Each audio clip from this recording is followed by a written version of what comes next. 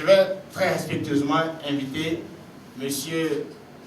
Soro Djile Orosa, s'il vous plaît, sous vos ovations. Il va venir procéder à la présentation de cet ouvrage.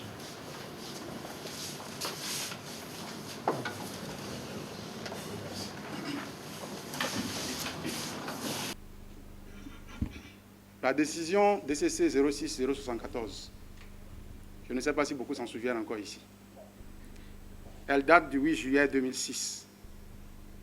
Et par cette décision, la Cour constitutionnelle du Bénin a consacré le consensus national comme un principe à valeur constitutionnelle. Mais cette Cour a oublié de nous en dire le mode d'emploi. 10 ans après, Juste Kodjo publie un essai intitulé « Consécration », faisant ainsi passer le consensus de l'état de principe à celui de pouvoir. Dans bien d'autres de nos textes de loi, le consensus est recherché. Mais pourquoi au Bénin recherche-t-on tant ce consensus que Chantal Mouffe, philosophe belge, inspiratrice des mouvements Podemos et Syriza, qualifie d'illusion du consensus, consensus qui pour elle serait un danger réel pour la démocratie. Pourquoi Juste Kodjo, officier supérieur de l'armée béninoise et politologue, ressent-il le besoin de nous proposer un modèle de démocratie par le consensus, modèle prétendument adapté à nos réalités? Quelles sont ces réalités béninoises dont la prise en compte pourrait rendre notre démocratie plus performante? Aujourd'hui, comme si nous étions dans un laboratoire à ciel ouvert, s'exposent à nos yeux les difficultés de la gestion du pouvoir par le nouveau président élu. En cause, notre système démocratique sujet au marchandage et aux compromis, voire compromissions post-électoraux. Entre-temps, ces élections présidentielles ont révélé avec une acuité toute nouvelle le rôle inquiétant de l'argent dans le processus électoral béninois. Les plaintes et complaintes de nos acteurs politiques et de la société civile n'y changent rien. Comme nous pouvons le constater, le tableau n'est pas honorable. Et M. Juste Kodjo ne pouvait pas y rester indifférent. D'autant que les études dans lesquelles il s'est engagé lui donnent les moyens techniques et la méthode pour aborder ces questions sous un nouveau regard, une nouvelle approche. Loin des humeurs d'une Cour constitutionnelle qui fige certaines dispositions de notre loi fondamentale dans le marbre pour la soustraire aux lubies des hommes politiques. Nous sommes en septembre 2015. Je reçois un manuscrit de Juste Kodjo qui venait de retourner aux États-Unis après ses vacances d'été au Bénin. Je le lis d'une traite. J'en suis conquis. Le style est simple et précis. La profondeur de la réflexion, la rigueur de l'analyse, sa prise sur la réalité et en même temps son caractère avant-gardiste sont saisissants. Je lui conseille de ne pas en faire un simple article de presse, mais plutôt un livre. J'apprendrai plus tard que d'autres amis lui ont fait la même suggestion. Sans désemparer, Juste se mit au travail. Des archives de la Maison-Blanche aux plus grands ouvrages de politologues de renom, Juste a tracé son sillon. Rentré au pays à la faveur d'un concours de circonstances, entre les deux tours de la présidentielle de mars 2016, il tombe en plein dans le débat sur les réformes constitutionnelles. L'occasion est trop belle pour ne pas y prendre part. D'ailleurs, son modèle est prêt. Mieux, il venait de lui trouver, dans une inspiration ultime, un nom, une appellation spécifique, consancratie.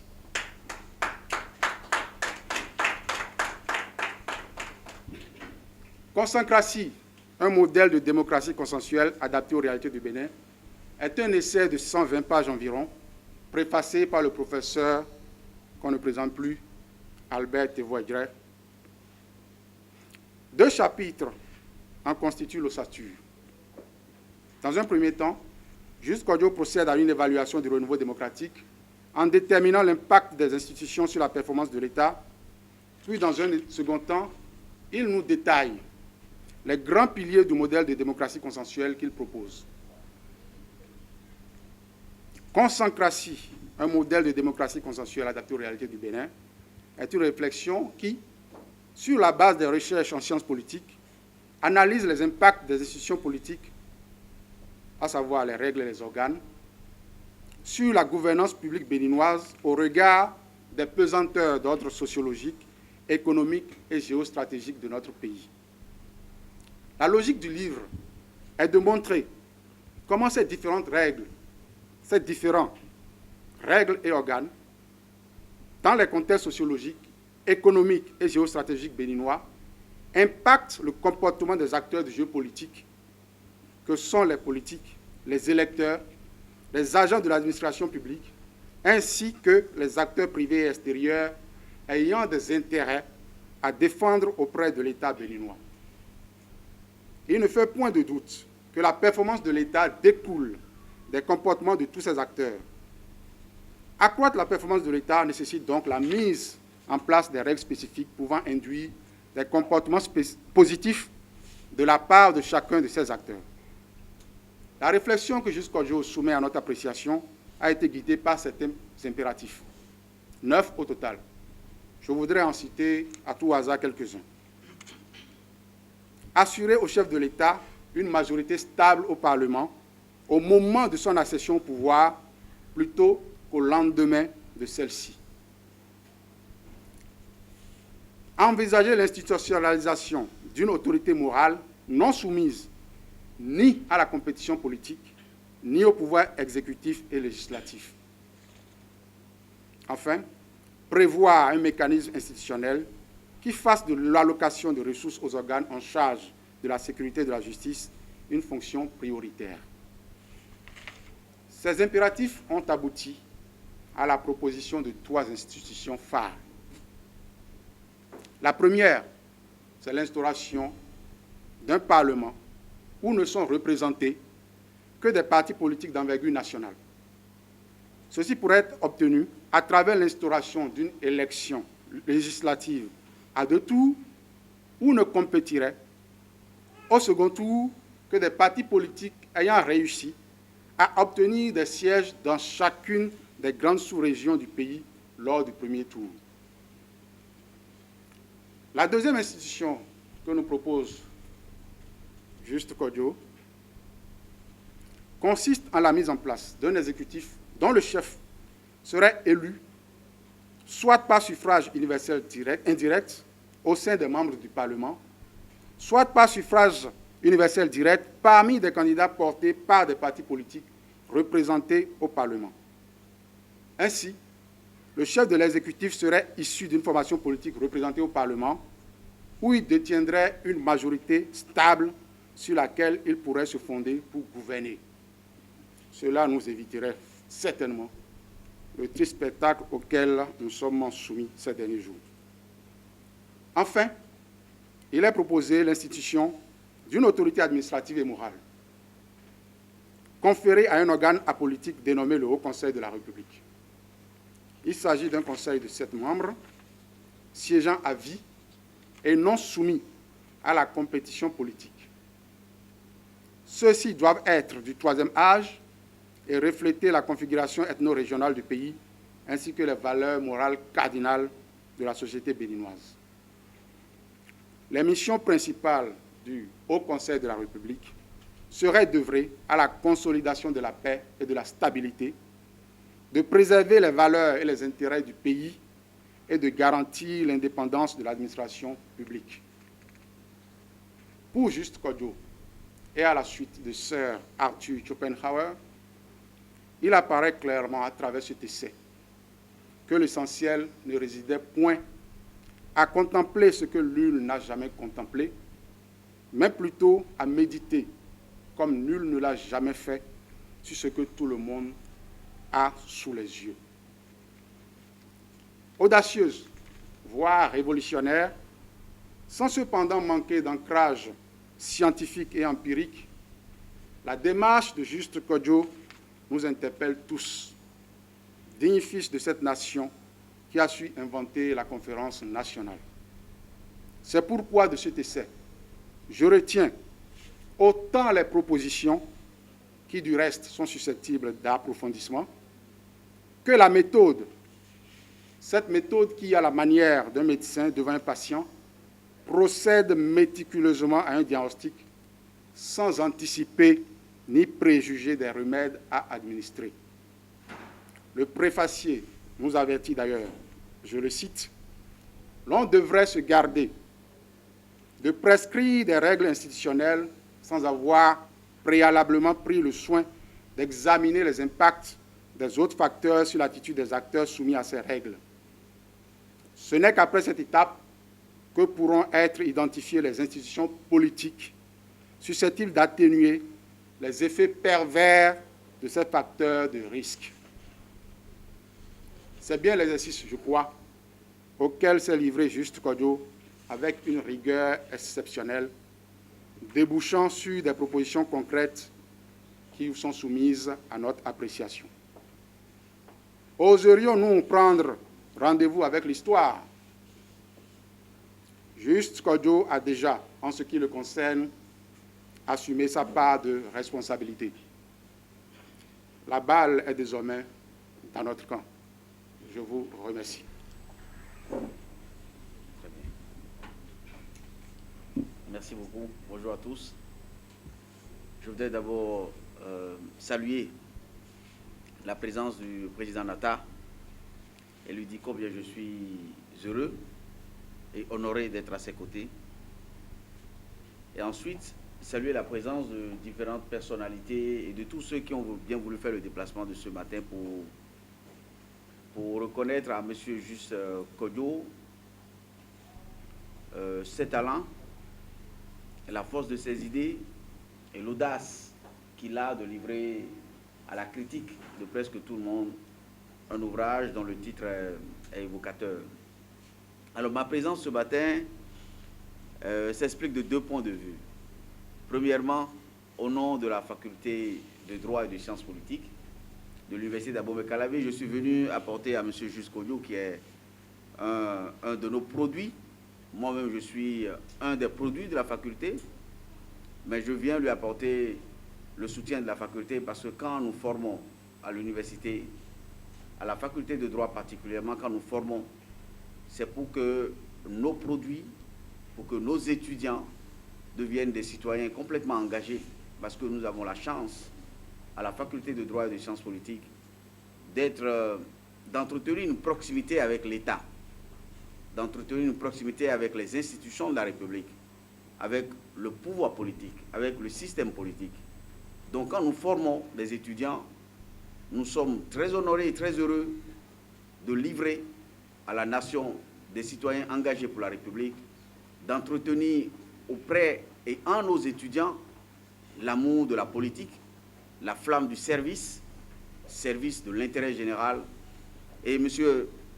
Juste Kodjo, en produisant cet ouvrage, en mettant à la disposition, je dirais, de la collectivité, de la communauté, ces idées, nous rend un bel hommage, rend un hommage à tous ces formateurs, à tous ceux qui, de près ou de loin, ont participé à sa préparation, à sa formation.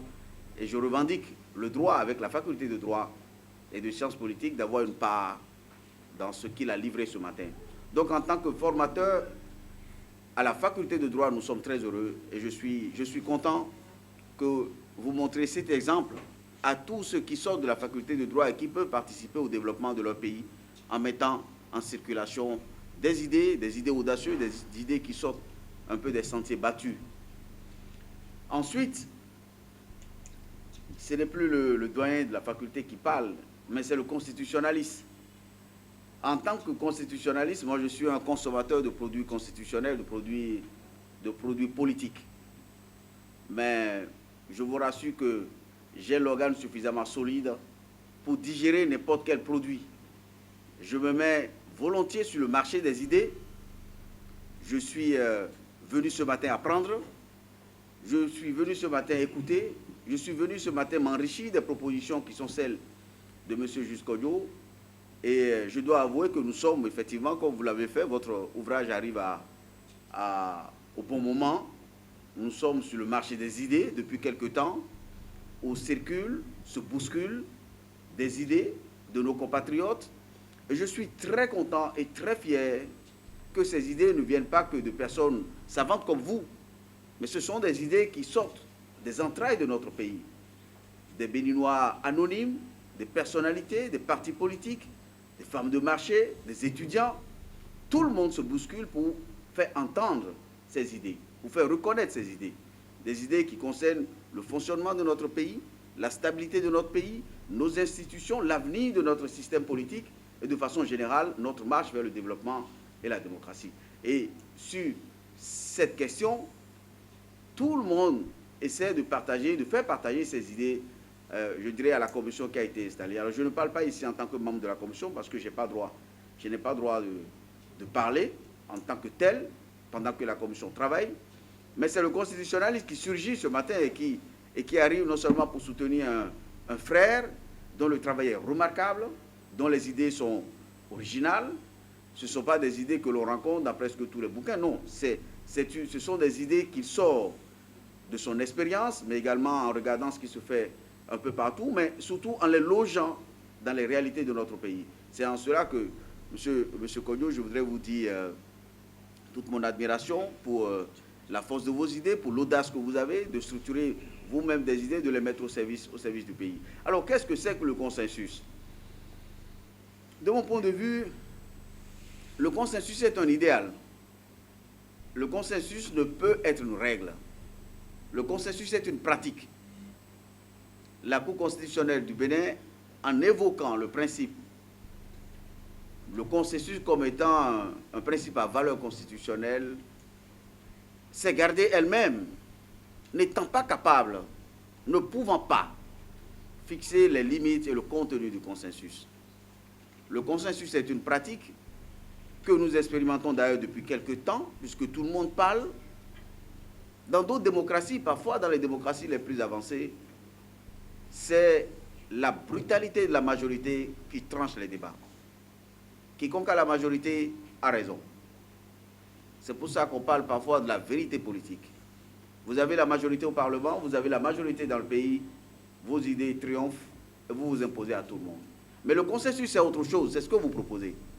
Le consensus, c'est non pas la vérité, la brutalité de la majorité politique, mais c'est plutôt de faire en sorte que l'on débatte.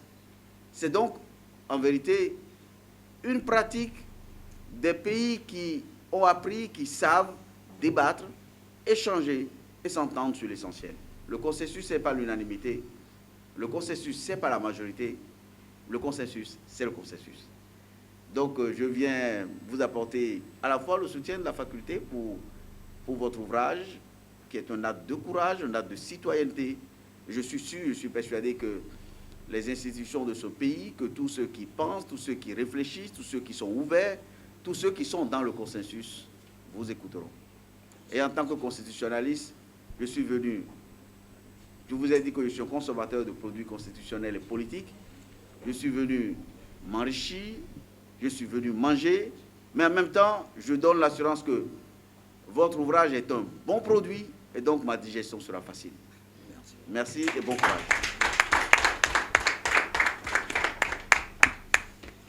Je vous remercie. Je remercie tous ceux qui sont là, à commencer par le professeur, bien sûr, qu'on doit féliciter d'avoir donné un produit, et un bon produit. Et féliciter, évidemment, saluer avec beaucoup de respect les parents de l'homme du jour, les deux parents qui sont là. On doit les féliciter d'avoir donné aussi un très très bon produit avant que le professeur ne le prenne en charge en aval.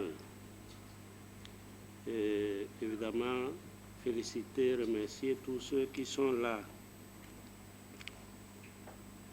Vous savez, bon, je ne sais pas de quel temps on dispose, mais ils ont été tous brefs.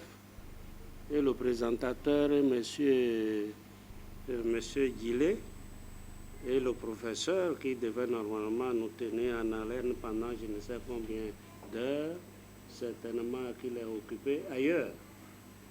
Bon, donc il faut tenir compte de cela. Évidemment, juste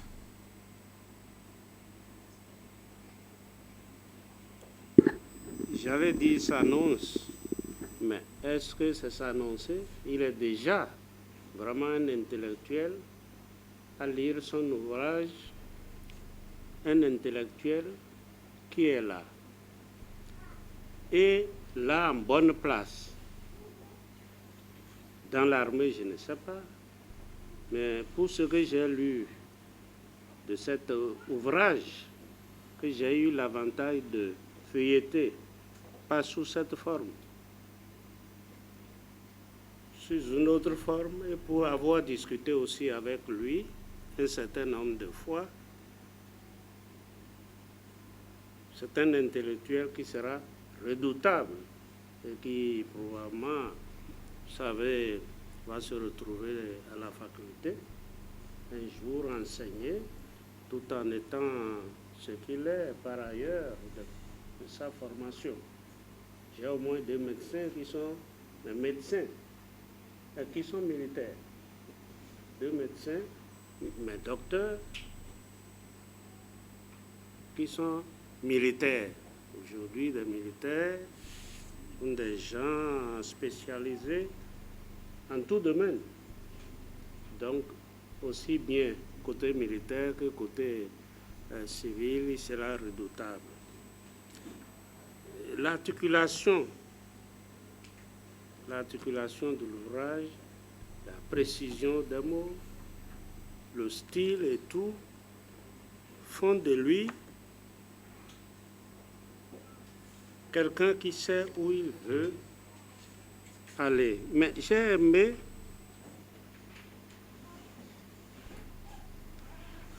les mots du professeur. Des gens qui mettent des idées en circulation et des idées sortant par ailleurs des entrailles de notre pays. C'est une écoute par rapport à à notre scène politique, qui pose problème, qui suscite des interrogations. Parce que lorsque on fait un peu le bilan depuis les 25 ans, on se demande ce qui n'a pas marché et ce qui ne marche pas. Et qu'il y a toujours des recherches pour mieux faire fonctionner le système, peut-être compléter même l'arsenal. Et ça suscite des interrogations. Professeur, vous êtes constitutionnaliste. À un moment donné, il faut bien que vous tranchiez en tant que constitutionnaliste. Est-ce que ce qui est en place ne suffit vraiment pas? Qu'est-ce qui fait que ça ne marche pas? qu'est-ce qui fait qu'on sent des besoins de ceci, de cela, alors que c'est théoriquement en place? Je crois que c'est cette question-là sérieuse. Est-ce que c'est la question des structures, donc des organes, ou est-ce que c'est la question des hommes?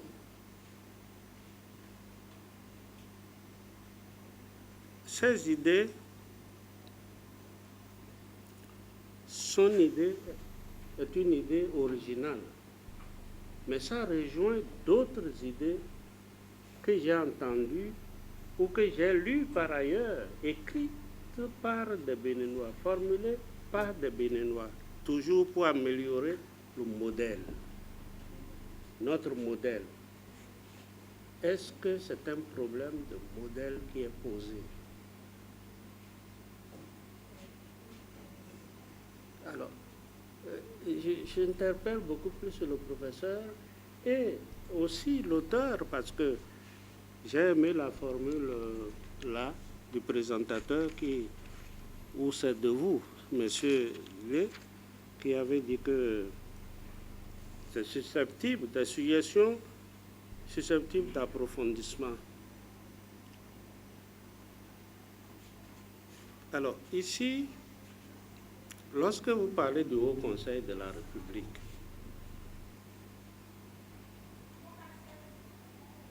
c'est vrai qu'on sent le besoin d'un organe. On sent le besoin d'un organe. Beaucoup, depuis 20 ans, il y a un dans la salle, mais pas d'un Sénat, par exemple.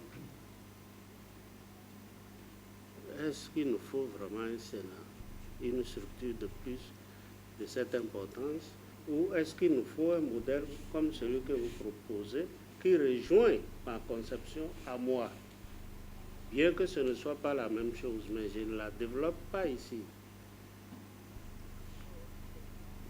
C'est-à-dire une sorte d'organe moral qui interpelle, pour dire ça grosso modo, mais pas structuré comme ça, parce que est-ce que vous n'êtes pas en train pour des hommes qui ne sont pas élus, qui n'ont aucun mandat électif, de chapeauter l'État par quelque chose qui semble manquer et qui semble mettre au pas des organes qui sont là. Parce que tel que c'est fait, tel que c'est dit, si jamais c'était mis en place, et je souhaite que ce soit mis en place, pas dans peut-être le modèle qu'on peut discuter. C'est comme si nous avions, si c'est purement sur le plan administratif, quelque chose qui chapeaute tout, si j'ai bien compris. Alors, qui chapeaute tout, chapeaute le président de la République, donc l'exécutif, chapeaute l'Assemblée et les autres institutions. C'est ainsi que j'ai compris. Sans que ce ne soit des élus, parce que vous allez prendre la parole et expliquer ça un peu, c'est ça qui m'a intrigué, sans que ce ne soit des élus, comme ça, ils chapeautent tout. C'est une idée soutenable, mais certainement discutable. Surtout que c'est des vieux. C'est des vieux en plus que vous mettez là et qui sont là à vie. Des vieux. Bon, des vieux, au fur et à mesure, s'éteignent un peu. Même en ceci, en idée, en pensée. Si c'est des jeunes, si c'est un autre système, bon, un peu comme c'est des vieux, pas de 60 ans et plus, ils sont là à vie. Ils sont 7 qui chapeautent le pays. Bon, puisque j'ai lu avant, pas sous cette forme, je suis obligé de réagir de cette façon-là. Et puis, c'est 7 choisis au niveau des entités ethno-régionales, si j'ai bien compris, ethno-régionales. Mais c'est compliqué. Dans la pratique, c'est compliqué. ça va être compliqué, ethno-régional.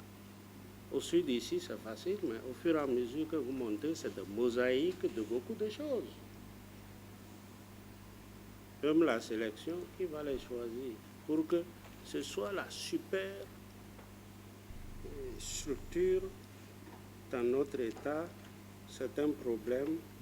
Bon, c'est une des choses. Maintenant, ma formation, ça m'a tiqué quelque part de lire, et c'est vous qui l'avez rappelé, vous avez fait un travail en deux parties. Bon, le professeur sait, mais les cursus ne sont peut-être pas les mêmes. Alors j'ai dit, mais on ne peut pas appeler quelque chose qui n'existe pas, bien sûr. Mais généralement, on fait des choses en 3 parties. Soit le professeur, enfin, les cursus ne sont pas les mêmes. Nous, on est obligés de faire en 3 parties. Et dans les 3 parties, il faut trouver dans chaque partie 3 petites parties encore, c'est-à-dire chaque fois vous déclinez de cette façon-là. Mais ça, c'est peut-être une filière littéraire, j'en sais rien. C'est pas ce que d'autres scientifiques font. Le professeur est là parce que la première partie, c'est l'évaluation du renouveau démocratique, à ce que j'ai compris. La seconde, c'est les piliers, là. Les piliers. Après l'évaluation, les piliers, y compris donc le Haut Conseil, nous en général nous a appris à dire qu'il faut trouver 3 parties et dans chacune des parties trouver encore 3 sous-parties et ainsi de suite. Alors je me suis dit, mais qu'est-ce qu'on peut trouver comme 3e partie? Mais si elle n'existe pas, il ne faut pas l'inventer. Mais si elle peut exister, il faut l'appeler. C'est un peu ça. Bon, en plus, le terme de Haut Conseil de la République, qui a son histoire déjà dans notre pays, serait-il? J'en sais rien. Ça peut être toujours haut quelque chose, si vous voulez. Mais est-ce que c'est encore Haut Conseil de la République dont nous avons... qui est quelque chose de classé, qui avait des pouvoirs que nous savons, quand il n'y avait pas encore l'Assemblée, quand il n'y avait pas encore la Cour constitutionnelle et d'autres institutions, je n'en sais rien. Donc, comme je profite de sa faille, quoi, de susceptible d'amélioration, et comme nous avons la possibilité de discuter, et comme vous avez la possibilité de discuter, certainement qu'il n'a pas lu suffisamment, parce qu'il n'a pas toujours le temps, et il va vous donner vraiment de quoi améliorer cet ouvrage qui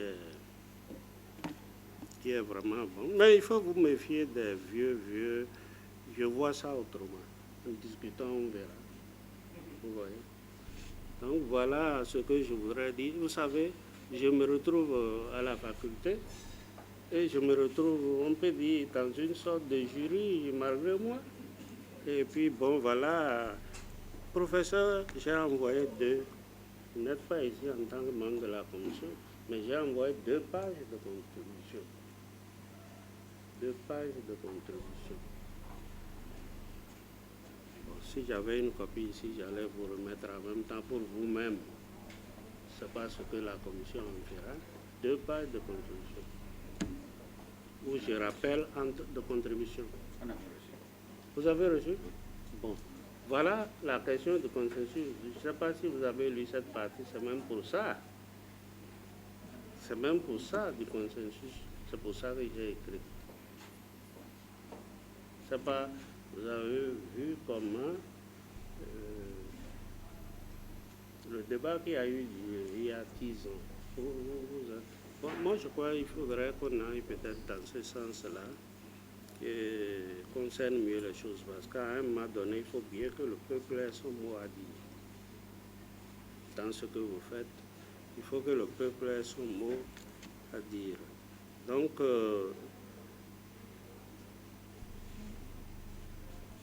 j'ai suggéré, quand on a discuté, j'ai vu le premier jet ici, je lui ai suggéré de contribuer aussi. Je ne sais pas s'il l'a fait. Parce que c'est intéressant ce débat. La commission doit savoir l'essentiel de ce qu'il dit ici. Je crois qu'avec ça, vous pouvez nous faire, sans vous écarter de ce que veut le chef de l'État, quelque chose de très bien pour le pays, parce que nous serons partis là pour encore peut-être 20 ans. Qui sait? Voilà ma modeste contribution, qui est naturellement longue parce que je deviens vieux. Et je dis, méfiez-vous quelque part des vieux, tout en les respectant. Merci. J'ai connu juste Kodjo dans sa volonté à être dans la stratégie militaire. Je le découvre dans une autre logique de professeur, de docteur en droit, d'éléments de réflexion sur les réalités actuelles. Et le document qu'il est en train de nous présenter aujourd'hui, à mon avis, rentre dans une actualité réelle. Nous sommes dans un détour. Après un parcours, nous sommes dans un détour qu'on a appelé ou qu'on appelle peut-être abusivement rupture ou nouveau départ, mais qui s'accompagne d'une période de réflexion sur un nouveau consensus sur des réformes, mais des réformes politiques, des réformes institutionnelles, bref, des réformes constitutionnelles. Et voilà que surgit un document qui nous plonge dans quelque chose que nous n'avions pas connu. On a parlé de consécratie. J'avoue que c'est fort, parce que ça va au-delà de la démocratie. Et le professeur Aïvo, qui nous a précédé dans la parole, a dit que ce n'est pas de la démocratie, ce n'est pas non plus une question de... C'est pas une question de majorité, c'est pas une question de consensus, non, pas consensus, d'unanimité. C'est pas majorité, c'est pas unanimité, mais c'est tout court consensus. Je reste persuadé que si on devait faire un choix entre la majorité, entre l'unanimité et le consensus, tout le monde irait vers le consensus. Le consensus est depuis un certain temps un principe à valeur conditionnelle chez nous. Et je voudrais que tous ceux qui travaillent, qui réfléchissent aujourd'hui sur la question de la réforme puissent rentrer dans ce livre, dans le contenu de ce livre et en tirer profit. Moi, je suis simplement fier de la génération. Je peux dire tout simplement sans éloge que juste c'était brillant, tout court.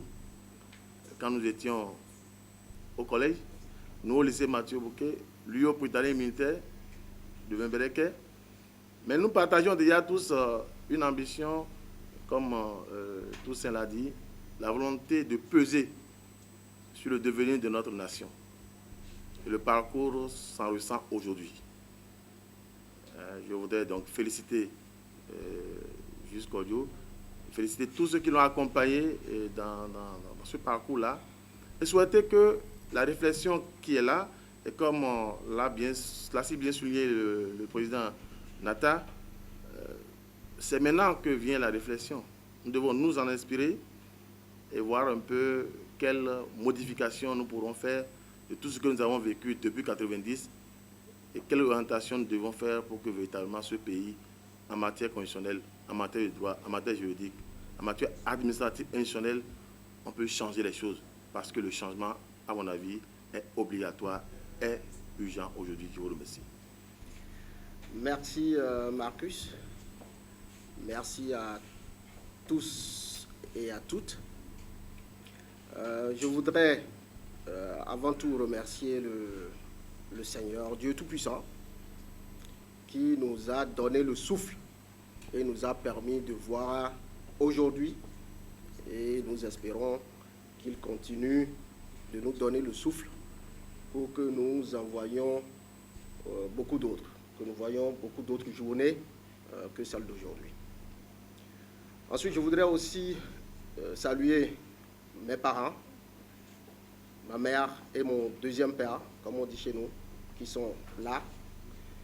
Je voudrais saluer mon fils Jefferson, qui ces dernières années a été le premier à souffrir de ce que je fais, parce que n'ayant pas le bonheur d'avoir avec lui son papa pendant bientôt 6 ans. Je voudrais aussi et surtout saluer respectueusement et remercier le président Théophile Nata, qui a accepté de faire une exception à ses habitudes pour venir me soutenir ici, pour venir au podium et prendre part et honorer de sa présence la cérémonie de ce jour.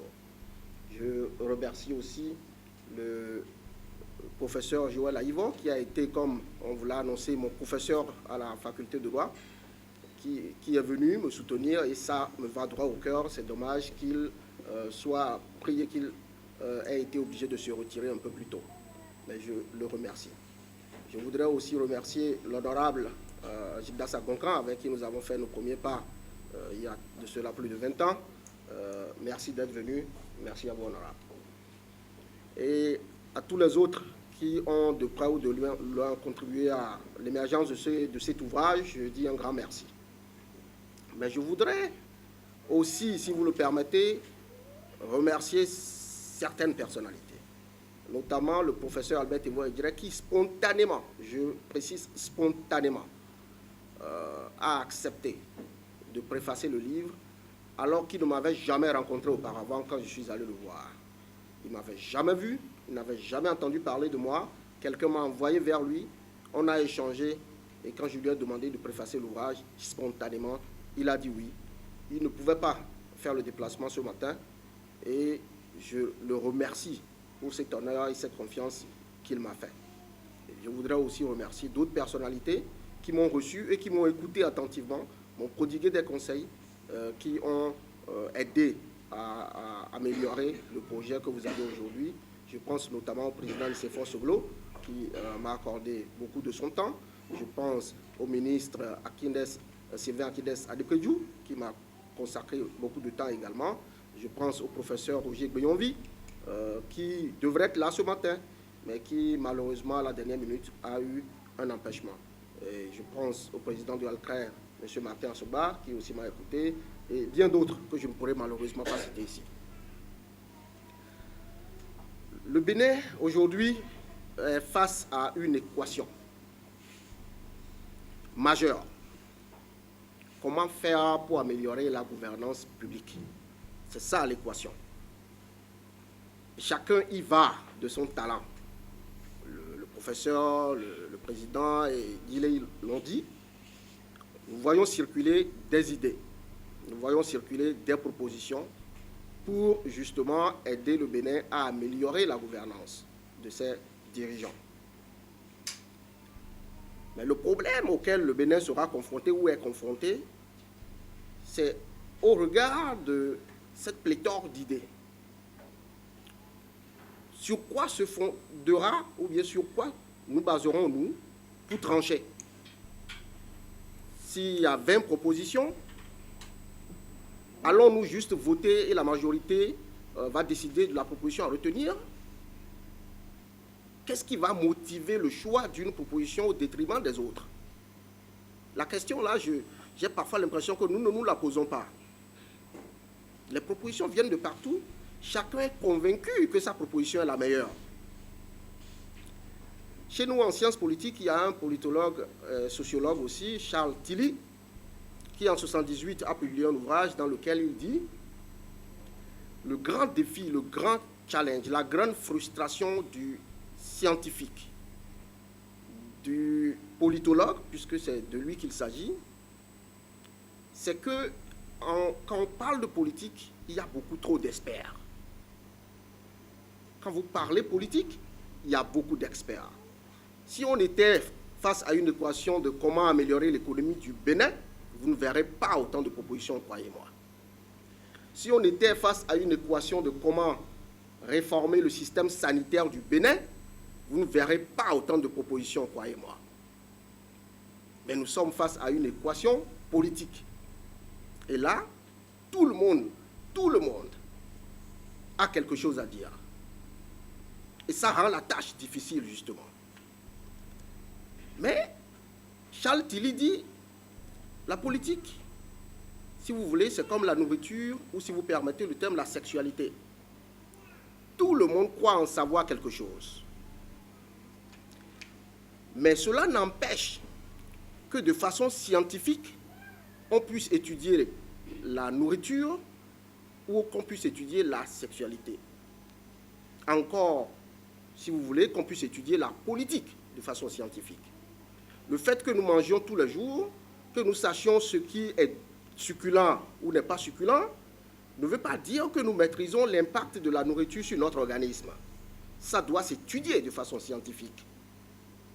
C'est la même chose pour la politique. Parce que nous croyons avoir des idées fortes sur ce qui se passe autour de nous, ça ne veut pas dire qu'on ne peut pas apprendre de ceux qui ont passé leur temps à appliquer les méthodes scientifiques à l'étude de la politique. On peut toujours apprendre de ces gens.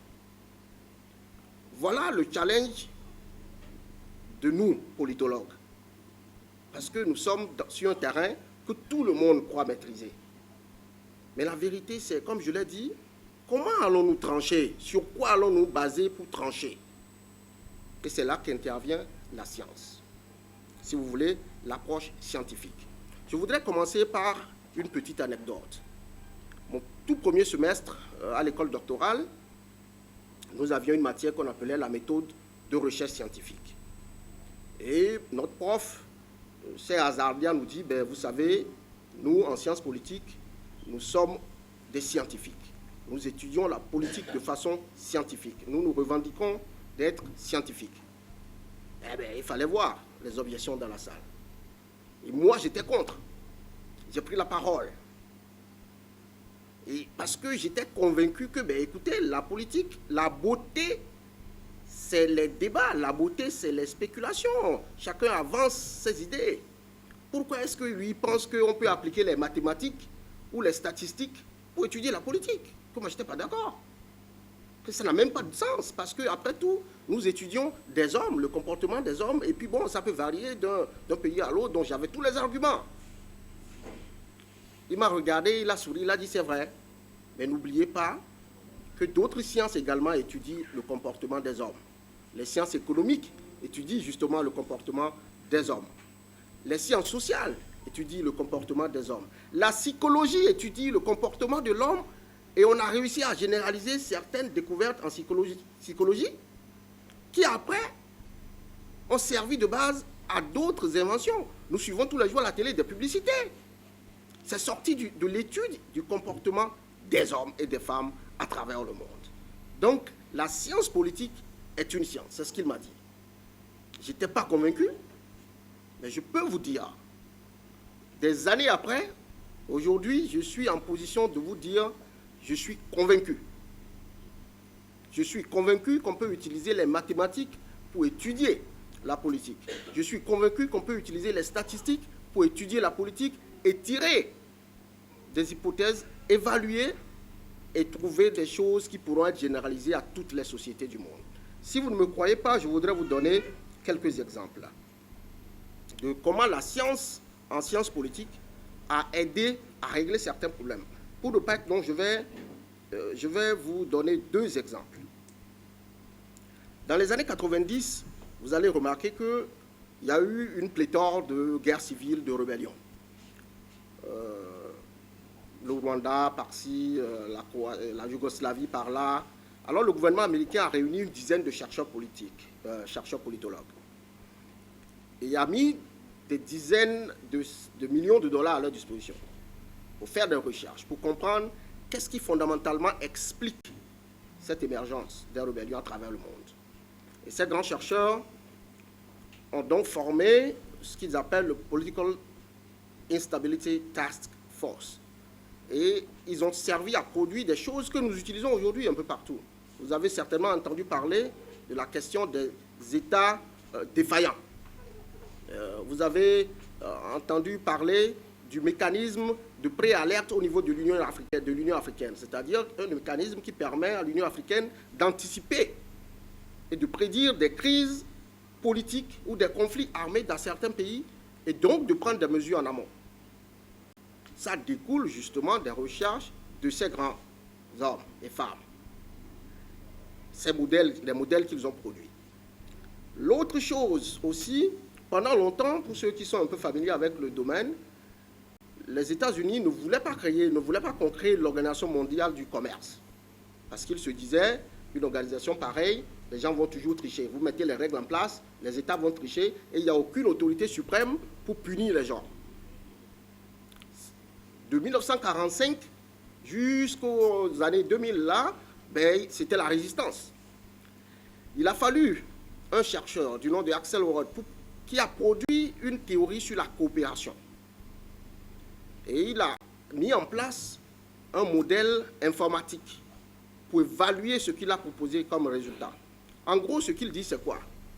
Quand les gens sont ensemble et ont un intérêt à rester ensemble, vous n'avez pas besoin d'un organe suprême pour les réguler.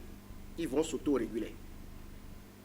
Si vous mettez des pays ensemble pour faire le commerce, et ils savent qu'ils dépendent, leur avenir dépend du commerce là, vous n'avez pas besoin d'autorité suprême. Pour vous dire qu'ailleurs, la science est utilisée à bon escient. Les gens sont convaincus par la science. Mais chez moi, ici, ce n'est pas toujours facile. Ce n'est pas facile. Nous sommes ici, chacun croit savoir quelque chose et ne veut pas qu'on lui dise que il est ignorant sur tel aspect du secteur politique. Mais est-ce que chez nous, ici au Bénin, on peut aussi utiliser cette science-là pour avancer, pour mettre en place des solutions durables? Je crois que oui. La question, l'équation dont j'ai parlé tantôt, comment améliorer la gouvernance publique, moi je la vois un peu comme une équation, si vous voulez, mathématique à résoudre.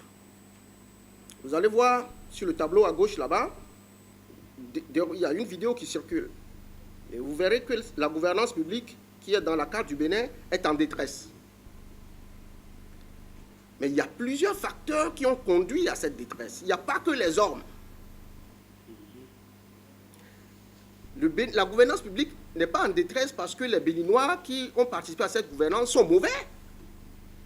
Il faut aller chercher les facteurs qui ont conduit ces hommes à se comporter de cette sorte.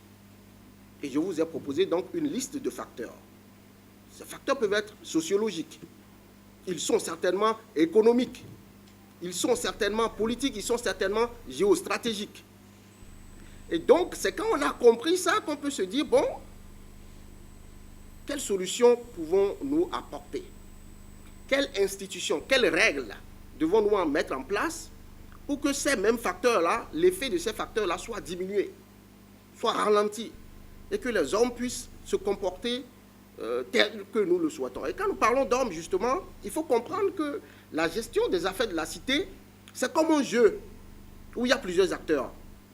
D'un côté, vous avez les électeurs, de l'autre, vous avez les politiciens, d'un autre côté, vous avez les opérateurs économiques, d'un tout autre côté, vous avez ce que j'appelle les acteurs externes, extérieurs, les différents États, les grandes puissances qui veulent aussi être de la partie. Mais aussi et surtout, vous avez les agents et les responsables d'organes publics, ce que j'appelle l'administration publique. Ce sont ces acteurs-là qui participent au jeu auquel nous jouons dans la société. Et quand vous mettez en place une règle seulement pour corriger le comportement du politique et que vous ignorez tous les autres acteurs, vous n'aurez pas les résultats escomptés. Si vous mettez en place une règle parce que vous voulez corriger seulement le comportement des électeurs et que vous ignorez les autres acteurs du jeu, vous n'aurez pas les résultats escomptés. Parce que c'est un jeu et chacun des autres acteurs fait en sorte qu'il ait la part du gâteau. C'est ce qu'il faut comprendre.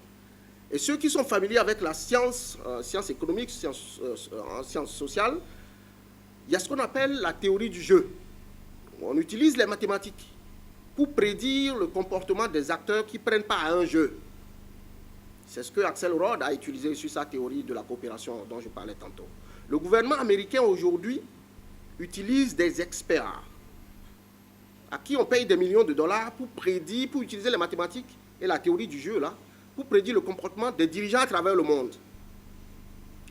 Ils ne sont pas allés en guerre en Iran parce qu'ils ont réussi à prédire le comportement des dirigeants iraniens qui leur a permis de dire qu'au bout du rouleau, ils n'iront pas vers l'arme nucléaire, donc il ne servirait à rien d'engager une guerre. On pouvait les contenir. C'est des choses qui s'utilisent ailleurs de façon efficiente et effective. Mais ça demande de l'expertise. Ça demande qu'on y mette les ressources qu'il faut. Est-ce que nous sommes prêts à y aller? Je ne sais pas. Moi, pour ma part, j'ai eu l'occasion de vivre ces choses, d'apprendre un peu de ces choses, et j'ai voulu l'appliquer un peu à notre contexte et proposer à mon pays. Mon maître de thèse m'avait averti, tu ne seras pas prophète chez toi. Ne perds pas ton temps à aller là-bas.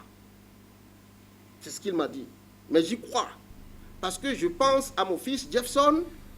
Je ne pense pas à 2021, je ne pense pas à 2025. Je pense à 2050, 2099, quand nous, on ne sera pas là. Parce qu'après tout, les hommes passent. Le pays restera. Nous passerons tous autant que nous sommes, le Bénin restera. Si nous mettons en place des institutions parce que nous voulons éviter que certains hommes, certaines femmes prennent part à la gestion de la cité, ces hommes, ces femmes passeront. Le Bénin restera. Donc voilà un peu ce que j'avais à dire par rapport à l'approche scientifique et la nécessité donc de l'utiliser dans la gestion des affaires de la cité. Et ce que j'encourage chacun à faire, c'est de lever un peu le niveau du débat. Plutôt que de voir seulement les personnes, les individus, voyons le système, les facteurs systémiques. Comme j'ai dit, la sociologie, l'économie, les relations internationales, tout ça a un impact sur les différents acteurs. Il ne faut pas l'oublier. Je voudrais finir par les motivations. Qu'est-ce qui m'a fondamentalement motivé? Comme tout Béninois, j'ai vécu ces dernières années-là un peu ce que chacun décrit à sa manière. Mais moi, je suis convaincu que ce n'est pas la nature du Béninois fondamentalement. C'est-à-dire que le Béninois n'est pas aussi mauvais que nous voulons le croire. Parce que je voudrais rappeler ici un exemple me concernant particulièrement. En 1987, en octobre, je faisais une visite, ou plutôt je remplissais les conditions pour passer le concours du Britannique militaire. C'est un gendarme qui a pris sa Vespa pour venir jusque dans ma maison, nous annoncer la nouvelle et demander à mon père de se présenter à la brigade pour les formalités. Qui a payé son carburant, je ne saurais vous le dire. Toujours est-il qu'il s'est déplacé de la brigade, me rechercher à Comé, là, dans tous les quartiers, jusqu'à me trouver, à 12 ans. C'était un Béninois. C'était quelqu'un de l'agence, de l'administration publique. Aujourd'hui, je ne sais pas si on aurait la même chose. Pourtant, le pays est le pays, il est le même. Qu'est-ce qui a pu changer pour que les hommes qui se comportaient comme ça autrefois se comportent autrement aujourd'hui? Toujours dans le même cadre, vous allez supporter ça un peu, que je parle un tout petit peu de moi pour illustrer ces choses. Après le concours, on devrait faire une visite médicale au Kangezo. La date, c'était le premier jour de la rentrée scolaire. Mon papa, directeur d'école primaire, m'a amené de Koumé, il m'a déposé au Kangezo, et puis il m'a dit, fiston, c'est le jour de la rentrée, en tant que directeur d'école, je dois être là-bas à Koreha, dans le Mono. Donc, je vais aller dire à un de tes oncles, qui est policier, il passera te voir, et à la fin de la visite, tu vas rester avec lui, le temps que je revienne demain ou après-demain te chercher. Il est parti.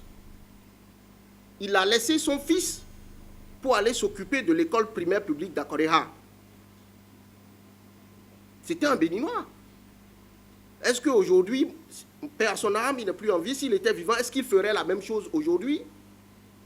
Je ne sais pas, je ne crois peut-être pas. Qu'est-ce qui a pu changer dans le Bénin comme ça?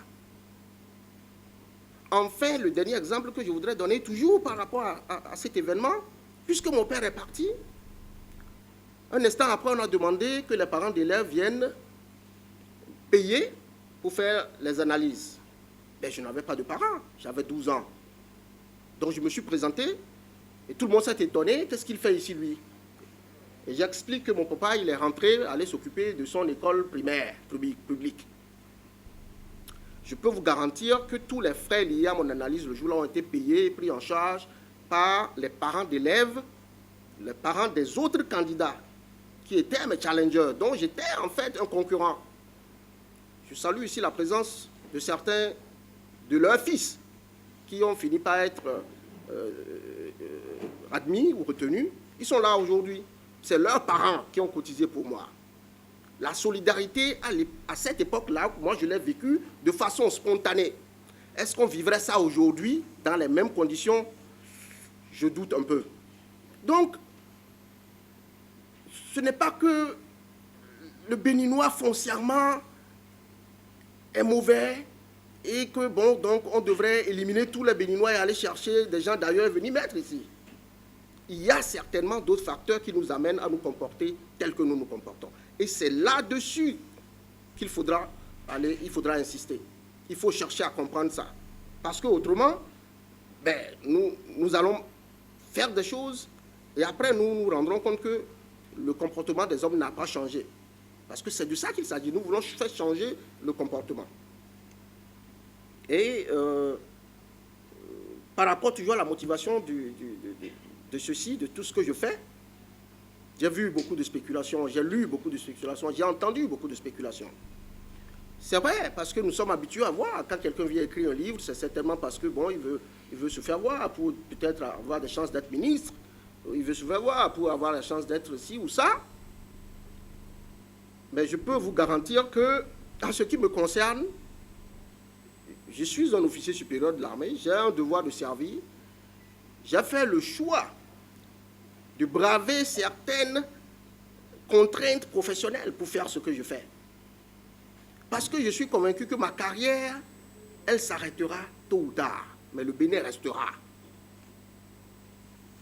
Ma carrière, si elle dure trop encore, c'est 14 ans. Le Bénin et mon fils, je l'espère, vivra plus de 14 ans. Donc ce n'est pas de moi qu'il s'agit, ce n'est pas de ma carrière qu'il s'agit. Je prends ces risques parce que j'estime que nous avons tous un devoir envers le pays. Je vous ai rappelé les circonstances dans lesquelles je suis allé au Britannique militaire. J'ai un devoir envers la société béninoise.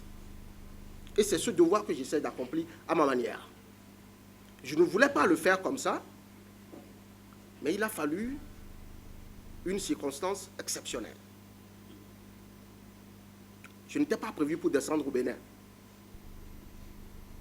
Pendant la campagne électorale, des amis qui sont ici peuvent vous le certifier, j'ai été sollicité pour mettre ces idées-là au service de plusieurs candidats.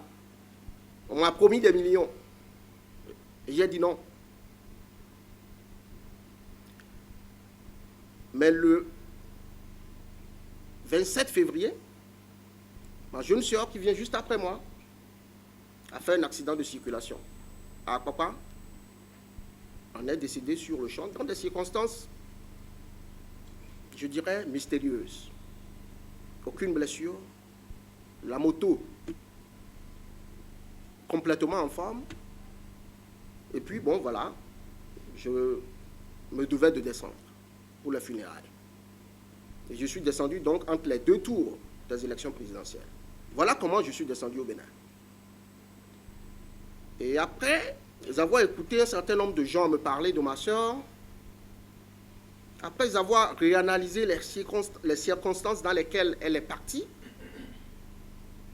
je me suis fait le devoir, je me suis imposé le devoir de lire cet événement-là autrement. Je me suis imposé le devoir d'inclure la dimension spirituelle dans mes analyses. Et donc, ce travail, c'est pour Estelle Kojo que je le fais. Je le fais pour ma soeur. Pour ces enfants qu'elle a laissés et qui n'ont pas encore 10 ans. Chacun est libre un peu de spéculer. Mais dans tous les cas, nous passerons tous autant que nous sommes. Et le Bénin restera. Je vais donc finir avec une petite mention par rapport à ce que j'ai produit par rapport au livre, par rapport pourquoi le consensus et pourquoi un certain nombre de choses. Je pars de l'idée simple que nous avons toujours et encore des valeurs. Dans notre tradition, dans notre culture, le chef de famille est tout puissant. Le père, il règne en maître sur sa famille, sa femme et ses enfants. Mais curieusement, quand il s'agit d'accorder la main de sa fille à quelqu'un, il n'est pas autorisé à prendre cette décision tout seul. Pourtant, c'est lui qui donne à manger à la fille. Personne ne le lui a écrit quelque part, mais il va spontanément se tourner vers les oncles et les tantes pour dire, bon, il y a un certain tel qui vient solliciter ma fille, je vous laisse le soin de décider. Mais pourquoi c'est comme ça? Pourquoi quelqu'un qui est tout puissant, qui règne en maître sur sa femme et ses enfants, ne peut pas décider de qui va épouser son enfant? Est-ce que nous ne nous sommes jamais posé cette question? Parce qu'il y a des décisions qui sont sacrées, qui sont tellement importantes que le chef doit écouter d'autres personnes. C'est tout. C'est ça ce que j'ai mis dans consensus. Il faut que le chef écoute et prenne en compte les observations d'autres personnes. Mais notre système politique n'a pas compris ça. Nous avons mis tous les pouvoirs dans les mains d'un individu qui n'est pas obligé d'écouter quelqu'un. On dit les avis consultatifs en tout ce qu'on fait. Donc il n'est pas obligé. Il va les consulter, bon, après c'est bon. Donc ce que nous mettons en place semble même ignorer nos valeurs, notre culture au départ. C'est ça, Président, un peu ce qui me guide. Que le chef, aussi puissant qu'il soit obligé d'écouter d'autres personnes. Et je crois savoir que même nos chefs traditionnels, même nos rois d'avant, écoutaient d'autres personnes avant de décider. Des personnes que vous et nous, on ne peut pas voir. Des gens qui étaient toujours quelque part dans les coulisses. C'est ce qui a motivé le HCR. Des gens qui sont dans les coulisses que le chef doit écouter. Et dans ce que j'ai proposé, le chef d'un parti politique, il doit écouter d'autres personnes. Ce n'est pas écrit quelque part, mais les règles que j'ai proposées l'obligent à écouter les gens et à prendre leurs préoccupations en compte. Parce qu'il sait que s'il ne le fait pas, son parti ne réussira pas. Or, le but d'un homme politique, c'est d'avoir le pouvoir, d'aller au Parlement, d'être maire, d'être président. Et ce que je propose, c'est, si vous voulez être au Parlement, vous devez pouvoir avoir des sièges partout. Donc, vous devez travailler ensemble. Qu'est-ce qui oblige, dans les conditions d'aujourd'hui, qu'est-ce qui oblige le député d'une circonscription qui est le seul de son parti à être au Parlement? Qu'est-ce qui l'oblige à aller coopérer avec d'autres personnes? Rien ne l'oblige, puisque son intérêt, c'est être au Parlement, et il est déjà au Parlement. Donc, il vaut mieux qu'il reste seul dans son parti, là, avec quelques disques qu'il peut manipuler, et continuer à être au Parlement. Mais dès que vous lui dites, désormais, pour aller au Parlement, il faudrait aller coopérer avec l'homme de Tchoumi, avec l'homme de Djougou, avec l'homme de Kome, avec l'homme de Chi, puisqu'il veut nécessairement aller au Parlement, il va aller coopérer, croyez-moi. Vous avez beau tout dire que le Béninois est ci et ça, non, il va changer de comportement. Il va aller coopérer parce que son objectif ultime, c'est le pouvoir. Or, vous lui demandez d'aller coopérer avec les gens pour obtenir le pouvoir. Ça peut être débattu et tout, mais la science ne ment pas. La science ne ment pas. Donc, voilà un peu ce qui a motivé la sortie de l'ouvrage. Et c'est un débat que moi je lance. Et j'insiste sur la méthodologie, parce que comme j'ai dit, chacun a sa proposition. Mais il faudra trancher. Et c'est dans la méthodologie qu'on pourra s'entendre et éliminer des propositions, parce que la méthodologie n'est pas logique. Si elle est logique, on la retient, et ainsi de suite. Donc, j'insiste sur la méthodologie, et c'est ce que je souhaite que nous fassions tous. Je prends beaucoup de temps déjà. Je crois que je vais résumer rapidement. Et comme je dis, c'est une œuvre qui part de la science. Et je l'ai dit, je ne l'ai pas écrit dans l'objectif 2021, 2025, 2030. C'est écrit dans un objectif long terme. Donc, que ce soit aujourd'hui ou que ce soit demain, il arrivera un moment où nous serons obligés de nous pencher sur ces questions. Donc, j'invite chacun à lire, tout au moins, le livre. À le lire, on peut ne pas être d'accord, mais je souhaite qu'on le lise et qu'on ait un débat. Et je souhaite d'ailleurs même que les débats soient aussi écrits, parce que justement, quelque chose que nous regrettons tous aujourd'hui, c'est si aujourd'hui on avait des écrits de 1960 qui expliquent les conditions dans lesquelles la Constitution a été changée en 1960 pour passer d'un régime parlementaire à un régime présidentiel, si il était écrit quelque part, qu'est-ce qui a motivé telle institution plutôt que telle autre? Peut-être que ça nous faciliterait le débat aujourd'hui. Nous devons écrire. Et je souhaite donc que ceux qui voudraient répondre au contenu du livre le fassent par écrit. Parce que c'est pour la postérité, ce n'est pas forcément pour nous. Voilà un peu ce que j'avais à dire ce matin. Encore une fois, je vous remercie d'être venus, d'avoir fait le déplacement, qui de Lomé, que je salue ici, les gens sont venus de Lomé, les gens sont venus de Porto Novo, de Cotonou, d'un peu partout. Et je voudrais saluer cela, et je voudrais vous remercier infiniment. Encore une fois, Monsieur le Président, merci beaucoup d'être venu. Et honorable, je vous remercie d'être à mes côtés. Et à vous tous et à vous toutes, je dis un grand merci.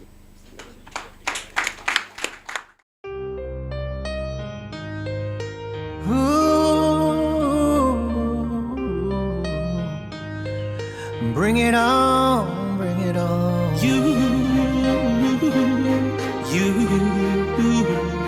bring it on.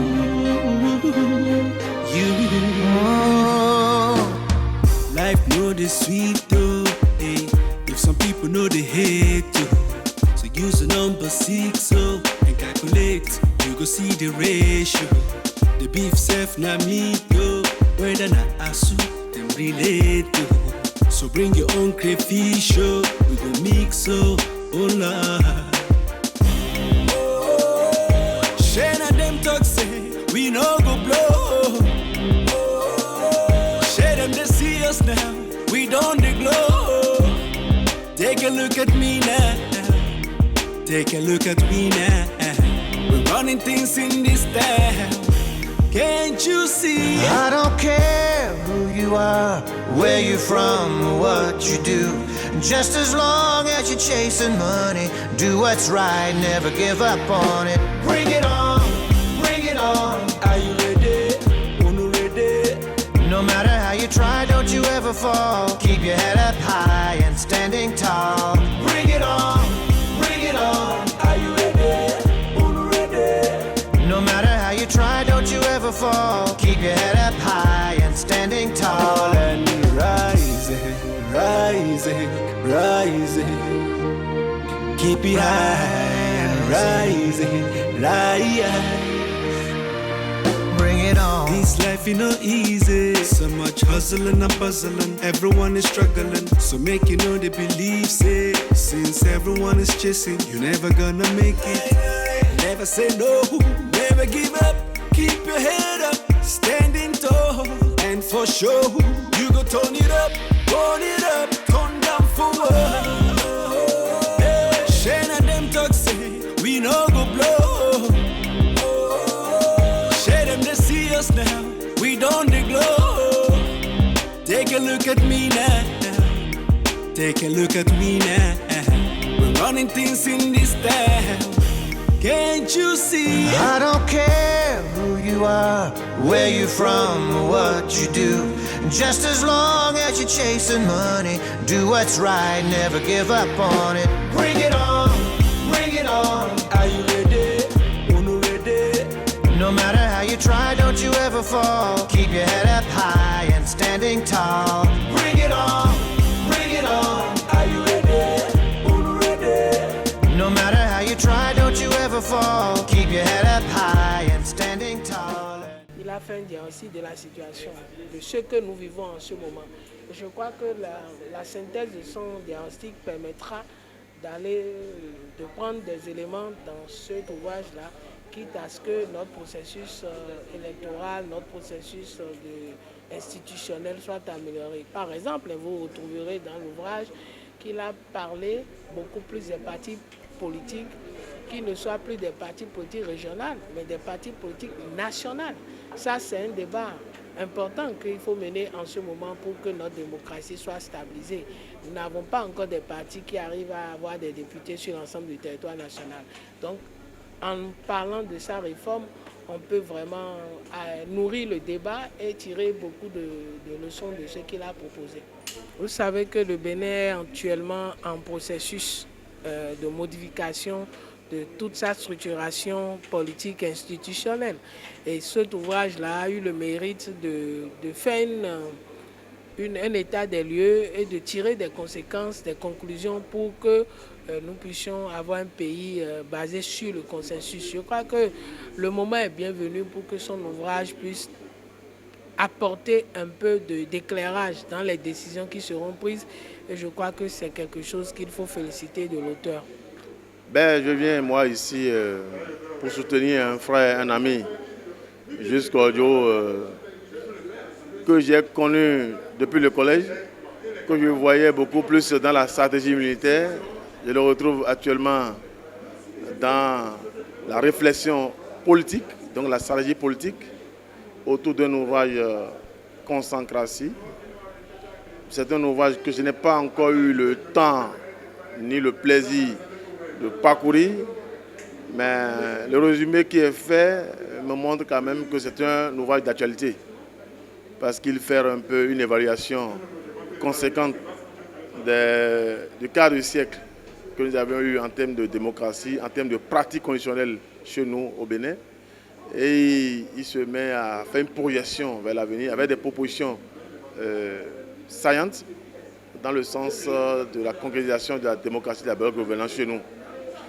Il met en confrontation les questions de majorité, d'unanimité et ressort avec le consensus. Vivement que le contenu de ce livre inspire davantage le paysage politique actuel, que nous avions aujourd'hui un détour par rapport à la rupture et que des réformes sont en cours. Donc vivement que tous le monde puisse s'inspirer de ce travail-là pour que les réformes en cours prennent en compte davantage le parterre de réflexion qui est en cours dans notre pays. Donc il y a des propositions novatrices dans le document et je souhaite que nous apportons nos critiques, nos compléments pour que véritablement la réflexion puisse se nourrir pour le bonheur de nos populations, pour le bonheur de la santé de notre démocratie au Bénin. Le livre est intitulé Consacratie, un modèle de démocratie consensuelle adapté aux réalités du Bénin. Consacratie, c'est un peu la gouvernance démocratique par le consensus, si vous voulez. Donc, consent pour consensus, la cratie pour la gouvernance ou le régime, si vous voulez. Et donc, le consensus au cœur de la gouvernance. D'abord, par rapport au modèle lui-même, vous savez, pendant longtemps, j'ai été préoccupé par la question du régime politique adapté à nos réalités. Vous savez, souvent, quand les gens y mènent des discussions, c'est est-ce que la démocratie est vraiment quelque chose pour le Bénin, ou bien est-ce qu'il faut plutôt des dictatures? Et donc, personnellement, je crois qu'on n'est pas obligé de choisir entre la dictature et la démocratie. Nous pouvons simplement pas inventer forcément, mais mettre en place un régime qui est simplement adapté à nos réalités. Nous voulons des libertés publiques, nous voulons de la transparence, et donc nous mettons en place un régime qui puisse nous aider à ces choses. On n'a pas besoin forcément d'importer des types d'institutions. On peut s'inspirer des types d'institutions qui y a ailleurs et puis les adapter à notre contexte. Mais pour le faire, il faut savoir pourquoi telle institution marche dans tel contexte et pas dans tel autre. Donc ça demande un peu de la science. Il faut pouvoir expliquer les conditions dans lesquelles une institution A marche plutôt qu'une institution B. Et quand on connaît ça, on sait que donc, dans notre contexte, il faudra mettre en place telle condition avant que l'institution A ne marche. Si on ne peut pas mettre en place ces conditions-là, donc on devra se méfier de mettre en place la dite institution. Donc voilà un peu ce qui a conduit au modèle. Maintenant, pourquoi l'ouvrage? L'ouvrage n'était pas prévu pour paraître de sitôt, mais j'ai commencé à parler du modèle et puis il y a eu une forte demande pour consigner ce que je disais par écrit. Et donc, comme j'avais déjà un draft qui était là, donc j'ai essayé de l'actualiser et puis de l'améliorer et de rendre public l'ouvrage aujourd'hui. Et j'espère que vos auditeurs, vos auditrices vont s'en procurer un exemplaire et lire et relire. Je suggère que les gens lisent l'ouvrage, pas seulement une première lecture, mais qu'ils y consacrent une seconde lecture. Et je crois qu'à la seconde lecture, on pourra véritablement avoir un débat, si nous voulons avoir un débat. Merci déjà pour l'opportunité que vous me donnez. C'est important que nous nous exprimions. C'est important que nous contribuions un peu à la gestion de la cité à travers des idées. Tout le monde ne peut pas être dans l'action. Il y en a qui seront dans les idées. Et nous devons honorer aussi ceux qui sont dans les idées. Autrement, nous poussons tout le monde vers l'action. Tout le monde a entré en politique. Nous n'avons pas besoin d'entrer tous en politique. Nous pouvons rester en dehors de la politique et avoir un impact à travers justement des idées, à travers la force de nos convictions.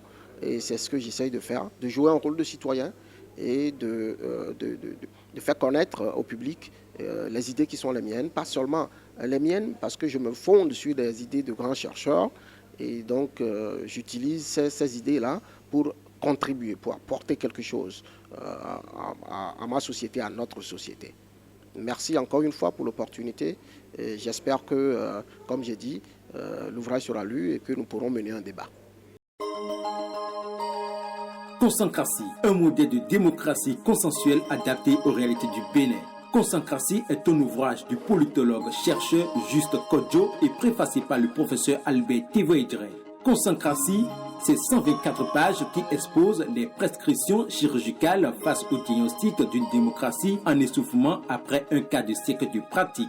Consancratie est en vente dans toutes les librairies du Bénin à 4 600 francs seulement. À la librairie Notre-Dame de Cotonou, sur le campus d'Abomey-Calavi, chez le vendeur de journaux situé sur la voie pavée reliant le Kangezo au carrefour Bon Pasteur. Distributeur exclusif Sogecopsal. Infoline 21 03 58 50. 96 92 37 33. Consancratie, un ouvrage à lire absolument.